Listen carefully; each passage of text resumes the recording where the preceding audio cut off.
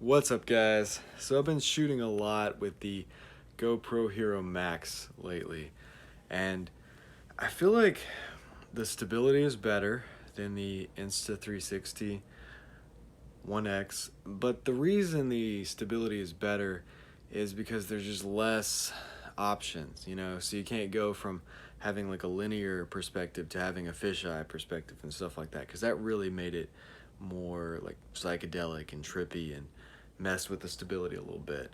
So taking stuff like that out and having there just be one main view of the person helps them fix the stability problem.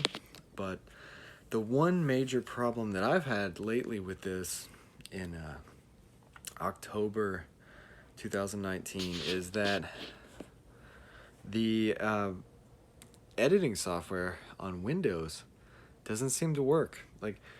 So I can edit it on an iPhone, the app seems to work really good, but I've heard there's problems with Android phones or the Windows. I can't even get the files to appear on the SD card in my PC.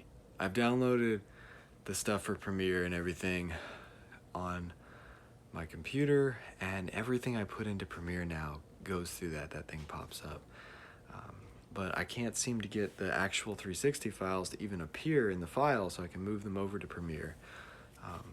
So if you guys know anything about that, if you know how to edit this on Premiere before they come out with the actual editing software for PC, because the Mac version is out, but they just don't have it for the PC. Let me know in the comment section below. I'd really appreciate that. Right now, I like everything about this. I like the workflow on the iPhone. I like the rugged build of this thing, and everything else works really great. The image quality is great. People complain about the image quality and the hero mode and everything, but the image quality is really good on this thing. So the only problem I have is the workflow as far as editing it on my computer. If you guys know how to help me, let me know in the comment section below.